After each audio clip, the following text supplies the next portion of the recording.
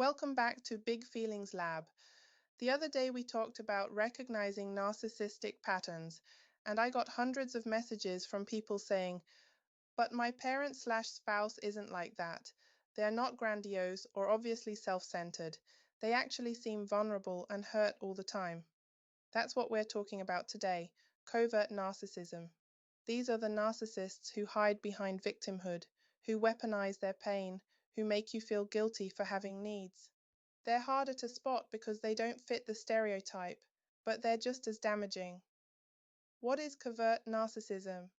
Where overt narcissists are grandiose and obviously self-centered, covert narcissists appear humble and self-deprecating, wounded and sensitive, anxious and insecure, martyred and self-sacrificing. But underneath, it's the same core.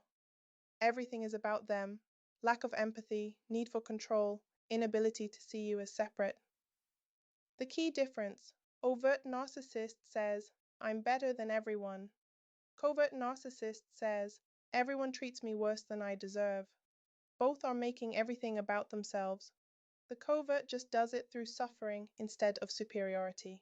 Covert narcissist. Patterns. Pattern number 1.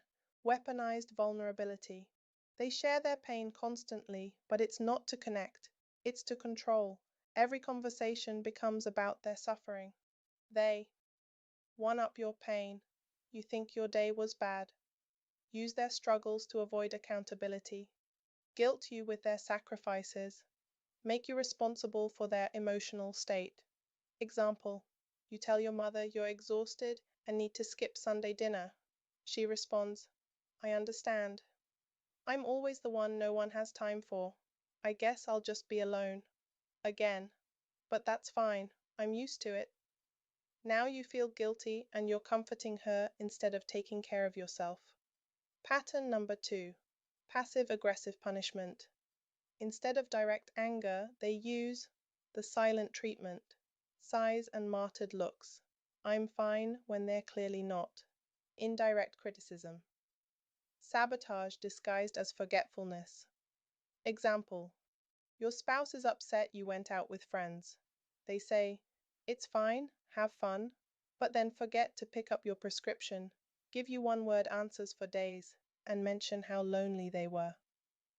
Pattern number 3. The victim identity. Everything that goes wrong is someone else's fault, but they never rage, they just suffer. After everything I've done for you, I'm always the one who gets hurt. No one appreciates me. I sacrifice so much and get nothing back. They're the perpetual victim in every story, which means you're always the villain. Pattern number 4. Guilt as a control mechanism. Where overt narcissists use fear and intimidation, covert narcissists use guilt. Reminding you of their sacrifices, making you feel selfish for having needs. Emotional manipulation through their pain. I would never do that to you. Pattern number 5. Comparison to others who hurt them. You're just like your father. This is exactly what my ex did to me. I thought you were different. They compare you to people who've hurt them, making you desperate to prove you're not like those people, by sacrificing more of yourself. Why it's harder to recognize 1. Society validates suffering. We're taught to comfort people in pain, so weaponized vulnerability works. 2. They seem fragile.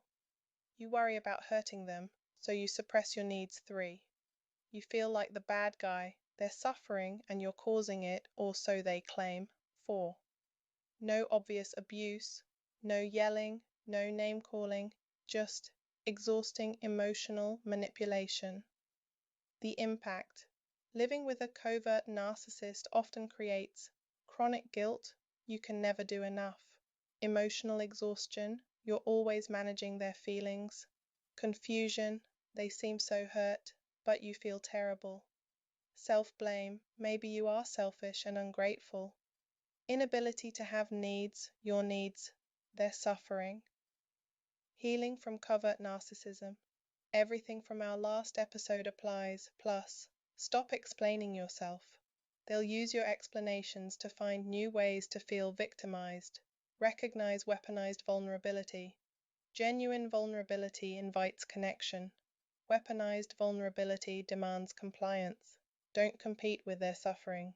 You'll never win the who has it worse contest because they'll always raise the stakes. Set boundaries without justification.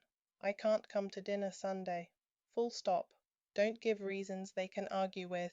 Get external validation. Talk to people outside the relationship who can reality check what's happening. You're not the villain in their story. You're just refusing to play a supporting role in their narrative.